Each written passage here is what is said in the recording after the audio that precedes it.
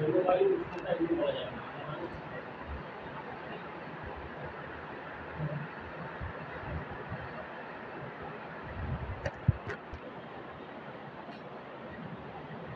জলবায়ু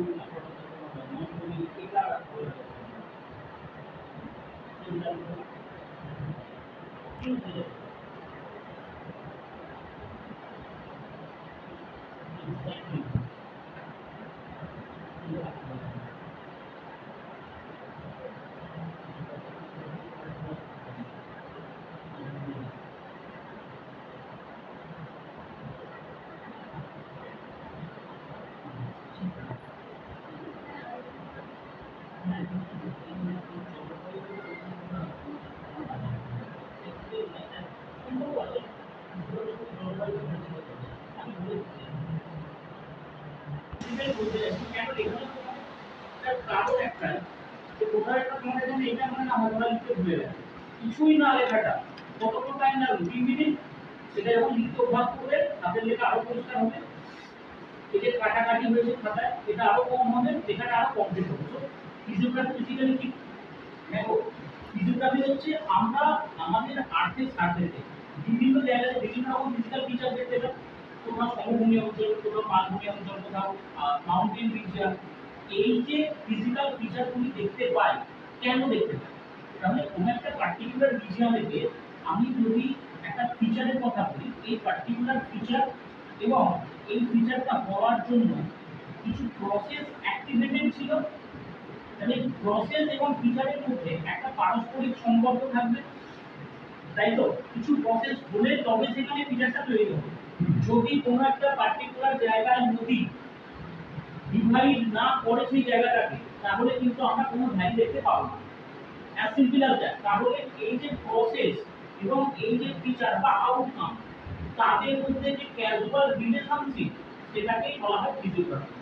তো ফিজিওগ্রাফি মানে কি? তোমরা অন্য সকলে ঠিক লিখেছো, কিছু কিছু জায়গায় ভুল হয়েছে।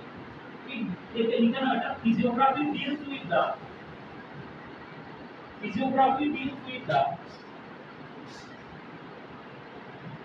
different geomorphic processes. Physiography deals with the different geomorphic processes and their causal relationship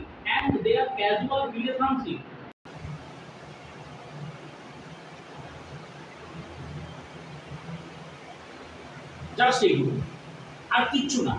খুব সোজা বাংলায়, আমি কোথাও মালভূমি অঞ্চল দেখতে পাচ্ছি আজকে, একদম সিম্পল ভাষা।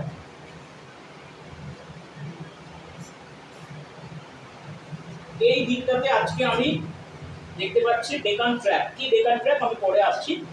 এই জায়গাটাতে আমি ভলক্যানিক রক দেখতে পেয়েছি, যে কারণে এখানে কৃষ্ণ মৃত্তিকা, ব্ল্যাক সয়েল দেখতে পাওয়া গেছে, তাই তো? এখন প্রশ্ন হচ্ছে, এই জায়গা থেকে ডেকান ট্র্যাপ আমি বলছি, এখানে ডেকান ট্র্যাপ বা মালভূমি হোয়াট এভার, আমি খুব সহজ ভাষায় যদি মালভূমি বলি, কেন তৈরি হয়েছে? তার পিছনে কারণ আছে। ফিজিওগ্রাফি যদি আমরা পড়াশোনা করি, এই ডেসক্রিপশনটা তো অবশ্যই, এটা যদি কেউ বলে ডেসক্রিপশন, অবশ্যই ডেসক্রিপশন, কিন্তু তার সাথে সাথে হোয়াট ইজ দ্য রিলেশনশিপ, কি সম্পর্ক, এই যে ডেসক্রিপশনটা আমরা দিচ্ছি তার সাথে কি ধরনের পদ্ধতি অ্যাক্টিভেটেড আছে, সেটাকে আমাদেরকে বুঝতে হবে। এবং ইন জেনারেল এই যে পদ্ধতির কথা আমরা বলছি, এই পদ্ধতি দুই ধরনের হয়। একটা হচ্ছে ভূ অভ্যন্তরস্থ পদ্ধতি, আর একটা হচ্ছে ভূ বহিস্থ পদ্ধতি। ঠিক আছে? এই পদ্ধতির মাধ্যমে সামগ্রিকভাবে কোনো জায়গার ভূপ্রকৃতির ডেভেলপমেন্ট হয়, আমরা আস্তে আস্তে সেই জায়গাটাতে আসবো। তো স্পেসিফিক্যালি যে দুটি পদ্ধতির কথা বললাম, একটা হচ্ছে এক্সোজেনিক আর একটা হচ্ছে এন্ডোজেনিক। এই যে এক্সোজেনিক বা এন্ডোজেনিক, ভূ অভ্যন্তরস্থ পদ্ধতি কোনগুলি? ভূ অভ্যন্তরস্থ পদ্ধতি হচ্ছে যেগুলোকে আমরা দেখতে পাই না। সাপোজ এই যে প্লেটের মুভমেন্ট হয়, আমরা